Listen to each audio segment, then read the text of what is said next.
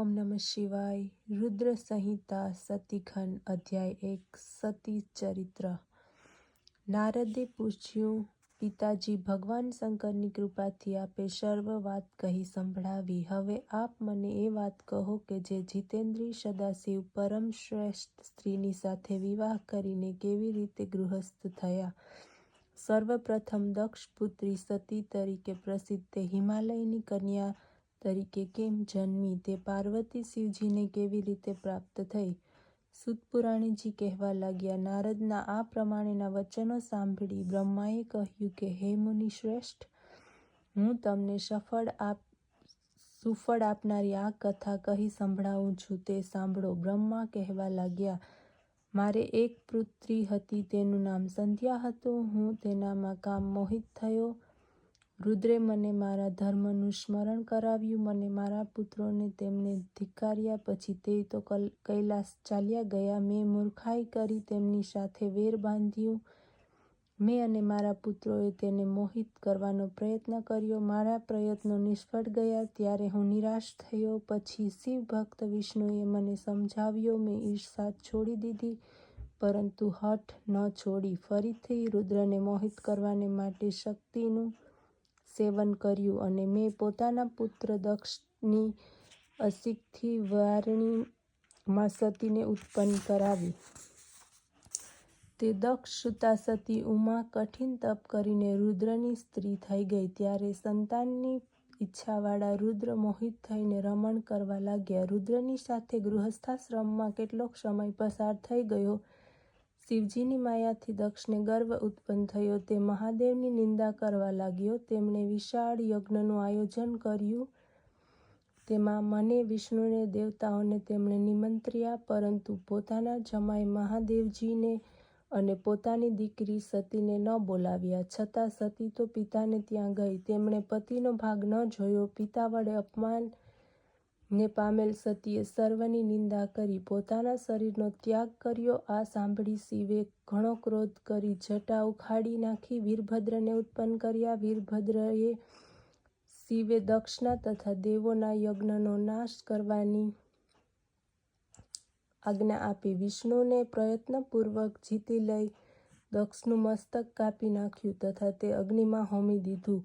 મહા ઉપદ્રવ કરતા તેઓ દક્ષ યજ્ઞનો ધ્વંસ કરી કૈલાશ ઉપર આવ્યા। દેવોને દેખતા જ રુદ્ર અનુસર વીરભદ્રાદિકે યજ્ઞનો ધ્વંસ કર્યો। ચારે બાજુ અશાંતિ ઉત્પન્ન થઈ। લોકો દીનવત્સલ બની પ્રાર્થના કરવા લાગ્યા। શિવજી પ્રસન્ન થયા। તેમણે દક્ષને જીવતો કર્યો, સત્કાર કરાવ્યો અને યજ્ઞ પૂરો કર્યો।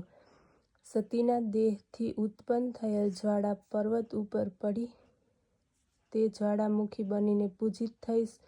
સંપૂર્ણ કામનાના ફળની ઈચ્છાથી લોકો તેને પૂજે છે। તે જે હિમાલયને ત્યાં જન્મ્યા તેમને લોકો પાર્વતી કહેવા લાગ્યા। પર્વતની પુત્રી તેથી પાર્વતી તેનું નામ પડ્યું। તેમણે કઠિન તપસ્યા કરી શંભુને પ્રાપ્ત કર્યા। જે માણસ આ કથાને સાંભળે છે તેના સર્વ પાપો નાશ પામે છે। અધ્યાય 2 કામનો જન્મ।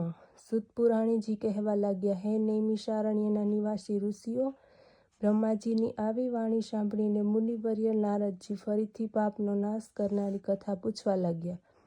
નારદે કહ્યું, આપના મુખે શિવજીની આનંદદાયક કથા સાંભળી મને તૃપ્તિ થતી નથી। હે વિશ્વના રચયિતા, હું દિવ્ય સતી અને શિવનું ચરિત્ર ફરીથી સાંભળવા ઈચ્છું છું। સતીની ઉત્પત્તિ કેવી રીતે થઈ? મહાદેવે તેમને પત્ની રૂપે કેવી રીતે સ્વીકાર્યા? તેમાં તેઓ પ્રીતિવાળા કેમ થયા? દક્ષની કન્યા સતીએ પોતાનું શરીર કેવી રીતે છોડ્યું તથા હિમવાનની કન્યા રૂપે તે કેવી રીતે આવ્યા? તેની ઉગ્ર તપસ્યા, વિવાહ, કામદેવનો નાશ વગેરે કથા વિચારપૂર્વક મને સંભળાવો।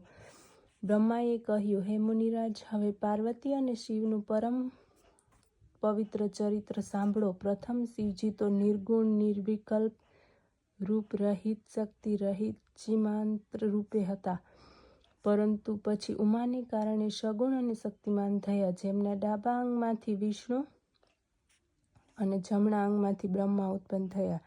ત્યારથી સૃષ્ટિ કરતા બ્રહ્મા, પાલન કરતા વિષ્ણુ, લય કરતા રુદ્રો થયા. ત્યારથી આ પ્રમાણે શિવના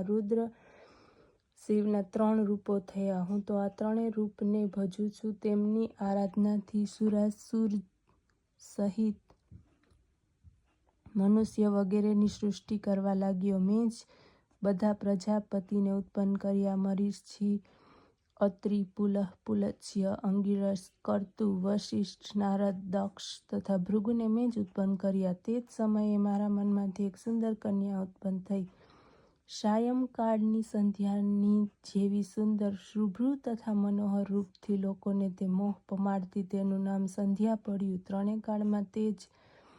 ત્રણે લોકમાં તે અજોડ હતી. તેને જોવા જ મારા પુત્રો દક્ષાદિ તથા મરીચી વગેરેમાં શોક ઉત્પન્ન થયો. શોકવાળા મારા હૃદયમાંથી સુવર્ણ સમાન કાંતિયુક્ત મોટા વક્ષ સ્થળોવાળો, ઉત્તમ નાસિકાથી યુક્ત સુંદર મુખ, ઉરુ, કટી તથા જંઘાવાળો, ભ્રમર સમાન કાળા બાણ વડે શોભાયમાન, પૂર્ણ ચંદ્રમા જેવી કાંતિથી શોભિત, રોમ રૂપ કમલથી શોભતો, શ્યામ મોનાની સદસ આકારવાળો, સ્થૂલ નીલ તથા ઉત્તમ સુગંધવાળો, રક્તવર્ણવાળા હાથ પગ અને નેત્ર વડે શોભાયમાન તેવો કમલ નેત્રથી શોભતો, 5 પુરુષરૂપી આયુધવાળો એક પુરુષ ઉત્પન્ન થયો. તેણે પ્રણામ કરીને તે બોલ્યો, હે બ્રહ્મા, હું શું કરું? મને એવા કર્મમાં યોજો કે જેથી હું માન પ્રાપ્ત કરું.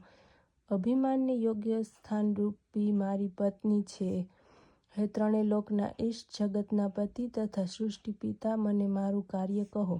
બ્રહ્મા કામના આ વચનો સાંભળી વિસ્મિત થયા. બ્રહ્માએ કામદેવને નજીક બોલાવ્યો. તેમણે કામદેવને કહ્યું, તમે આ તમારા રૂપ વડે તથા 5 પુષ્પોના બાણ વડે પુરુષ તથા સ્ત્રીઓને મોહ પમાડનારી સૃષ્ટિ રચો. તમારી પાસે કોઈ ઊભું રહી નહીં શકે. હું વાસુદેવ તથા શિવ પણ તમને વશ થઈશું. તો પછી બીજા જીવોની શું વાત? પ્રાણધારીના હૃદયમાં પ્રવેશો, સુખપૂર્વક ત્યાં રહો. તમો સનાતનની સૃષ્ટિ કરો. તમારા પુષ્પબાણ મનને આશ્ચર્ય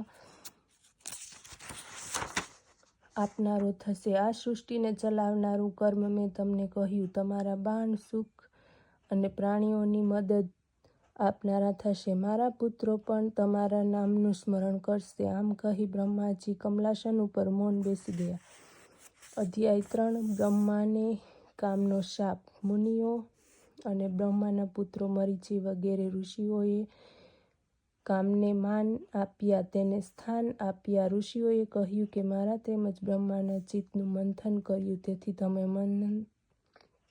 મન્મથ નામે ઓળખાશો. સંસારમાં બધાથી સુંદર હોવાને કારણે તમને લોકો કામદેવ કહેશે. મનોહર હોવાથી મદન કહેવાશો. અહંકારથી તમે અહંકારી કે કંદર્પી તરીકે ઓળખાશો. તમો બધા દેવો કરતા પરાક્રમી થશો. સર્વ સ્થળે તમારી ગતિ થશે. પુરુષોત્તમ તથા પ્રજાના સ્વામી દક્ષ આપને યશેષ્ઠ સ્ત્રી આપશે, જેને બ્રહ્માજી ઉત્પન્ન કરી ચૂક્યા છે. તે બ્રહ્માના મનમાંથી જન્મી છે. તેનું નામ સંધ્યા છે. આ સમયે કામદેવે પુષ્પરૂપી 5 બાણ લઈ વિચાર કરવા લાગ્યો.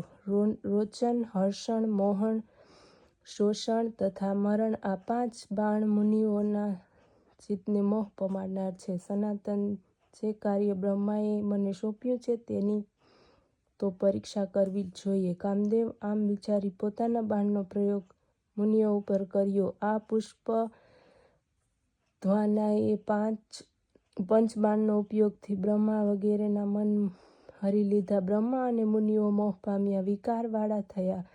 બ્રહ્મા વારંવાર સંધ્યાને જોવા લાગ્યા. બ્રહ્માના મનમાંથી આ સમયે 49 ભાવો ઉત્પન્ન થયા. સંધ્યાએ એ ભાવોને ધારણ કર્યા, પોતાના શરીરને વધુ કાંતિવાન કર્યું. બ્રહ્મા, પ્રજાપતિઓ, દક્ષ, મરીચી વગેરે મુનિઓ તેની અભિલાષા કરવા લાગ્યા. સંધ્યા પણ વિકારસ્ત બની અને તે કટાક્ષ કરવા લાગી. કામદેવને પોતાની કાર્યની સફળતા દેખાઈ. ધર્મ પિતા અને ભાઈઓની પાપ બુદ્ધિ જોઈ ધર્મ શિવની સ્તુતિ કરવા લાગ્યો. શિવનું સ્મરણ કર્યું. હે દેવના દેવ, હે મહાદેવ, હે ધર્મલોક પાલક, આપને નમસ્કાર છે. શંભુ, સૃષ્ટિની સ્થિતિ તથા વિનાશને કરનાર આપ જ છો. હે પ્રભુ, આપ સત્ય, રજ, તમ 3 ગુણોથી રહિત છો. પ્રકૃતિથી પર છો. આ દુરાસર પાપમાંથી મારી રક્ષા કરો. મારા પિતા તથા ભાઈઓ પાપી બુદ્ધિવાળા થયા છે.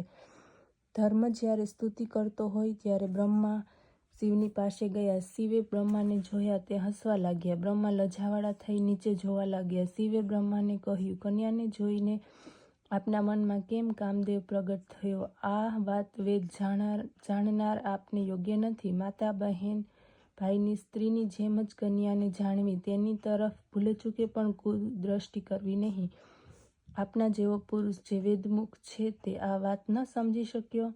સૂર્યનું દર્શન કરનાર દક્ષ, મરીચી વગેરે ઋષિઓ કેમ સ્ત્રી લોલુપ થયા? તેમના આત્માને કામદેવે કેવી રીતે વિકારવાળો કરી દીધો? ધૈર્યને છોડીને જે ચંચળતાનો ભોગ બની કામદેવના બાણોથી ઘવાય છે, તેના સત્સંગને ધિક્કાર છે. ભગવાન શિવના વચનો સાંભળી બ્રહ્માને પરસેવો વળી ગયો. પરસેવાના બિંદુ ભૂમિ ઉપર પડ્યા. તેનાથી અગ્નિ, ત્વાદાદિ પિતૃઓ ઉત્પન્ન થયા. તેમની સંખ્યા 66,000ની હતી. તેમની 86,000 બહિર્ષદ પિતૃઓ જન્મ્યા. દક્ષના શરીરમાંથી જે જળ નીચે પડ્યું તેમાંથી સર્વગુણ સંપન્ન એક કન્યા ઉત્પન્ન થઈ. મુનિઓના મનને પણ મોહ પમાડનાર સમત આ કન્યાનું નામ રતિ પડ્યું. અત્રિ, પુલહ, પુલત્સ્ય, અંગિરસનું વીર્ય આ કન્યાને જોઈ સ્ખલિત થયું. તે ભૂમિ ઉપર પડ્યું. તેમાંથી પિતૃઓ જન્મ્યા. સોમપા, અજયપા, સુકાલી, હવિષ્માન અને કવ્યહવા. નિર્દોષ સંધ્યાએ ધર્મ કર્મ પરાયણ શંભુની આજ્ઞાને પ્રાપ્ત કરી બ્રહ્મા લજાવાળા બન્યા. કામદેવના ઉપર તેમનો ક્રોધ આવી ગયો. ભગવાન શંકર ત્યાંથી અંતર્ધ્યાન થઈ ગયા. બ્રહ્માનો ક્રોધ જોતા જ કામદેવે પોતાના બાણો ખેંચી લીધા. બ્રહ્મા અગ્નિની માફક ક્રોધાગ્નિમાં બળવા લાગ્યા. તેમણે તથા મરીચી વગેરે ઋષિઓએ કામદેવને શાપ આપતા કહ્યું, જા તું શિવજીના બાણથી ભસ્મ થઈ જઈશ. આ સાંભળી રતિપતિ કામદેવ બ્રહ્માના પગમાં પડ્યો. કામદેવ કહેવા લાગ્યો, મને આવો કઠિન શાપ શા માટે આપો છો? મેં તમારું શું બગાડ્યું છે? આપ ન્યાયને અનુસરનારા છો. આપે જે કહ્યું હતું તેથી જ મેં તો પરીક્ષા કરી છે. તમે જ કહ્યું હતું કે બ્રહ્મા, વિષ્ણુ અને શિવ તારે વશ છે. હે જગત પિતા, હું નિરપરાધ છું. બ્રહ્માએ તેને કહ્યું, આ સંધ્યા મારી કન્યા છે. એને તમે કામથી લક્ષ્ય બનાવી છે. તેથી જ મેં તને શાપ આપ્યો. હે કામદેવ, હવે શાંત થઈને સાંભળો કે જ્યારે તમે મહાદેવજીના નેત્રરૂપી અગ્નિથી ભસ્મ થઈ જશો ત્યારે પુનઃ શરીરને ગ્રહણ કરશો. આ પ્રમાણે કહીને પિતામહ બ્રહ્મા ત્યાંથી વિદાય થયા. પછી કામદેવ તથા મુનિઓ પણ પોતાના સ્થળે ચાલ્યા ગયા.